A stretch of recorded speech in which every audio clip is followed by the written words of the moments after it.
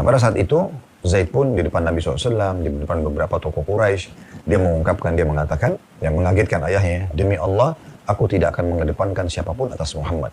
Aku tidak akan mendapatkan siapapun yang berperilaku seperti baiknya Muhammad padaku. Sallallahu Alaihi Wasallam. Jadi Zaid ini sudah menjadi budak Nabi sebelum dimulbatkan jadi masa ke Nabi. Jadi Nabi SAW memang sudah punya akhlak yang mulia. Ya, beliau memuliakan semua orang dan itu Allah kekalkan dalam surah Al-Qalam ayat 4. Wa innaka la'ala khuluqin azim. Sesungguhnya kau memiliki akhlak yang sangat mulia. Dari kisah Zaid ini dengan Nabi SAW dan ayahnya yang terjadi sebelum masa kenabian, kita bisa lihat bagaimana akhlaknya Nabi. Bagaimana Nabi SAW bermuamalah dengan sangat baik sampai anak pun tidak mau milih ayahnya tapi milih Nabi SAW. Setelah kasus ini akhirnya Haritha menerima karena dia tahu anaknya pun bahagia tinggal di situ.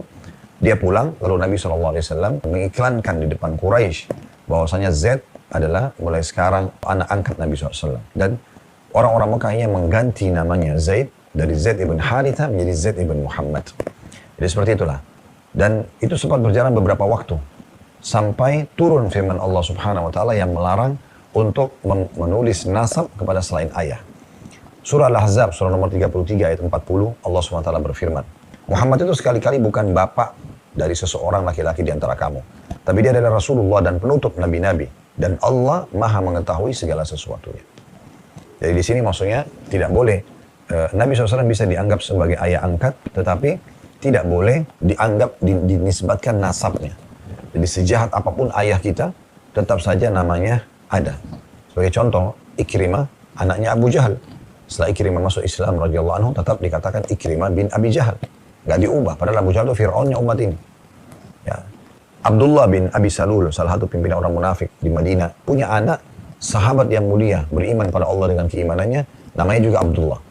Tapi tetap ya, tidak dihapus nasab ayahnya yang munafik, padahal pimpinan orang-orang munafik di Madinah. Begitu seterusnya. Itu juga yang perlu kita ingatkan di sini, teman-teman sekalian, terutama akhwat ya. Jangan sampai Anda menghapus nasab ayah Anda, lalu pindah ke suami. Tetap saja. Ya, makanya istri Nabi Aisyah tidak pernah disebut Aisyah Muhammad, tapi Aisyah binti Abi Bakar. Hafsah anaknya Umar, tetap Hafsah binti Umar bin Khattab, tidak pernah menjadi Hafsah Muhammad. Bahkan Sofia binti Huyai bin Akhtab itu wanita Yahudi ya. Sofia masuk Islam, ayahnya Huyai bin Akhtab itu pendeta Yahudi yang mati dalam keadaan kafir di peperangan melawan Nabi SAW. Tetap Sofia binti Huyai bin Akhtab. Nah, seperti itu, begitu seterusnya.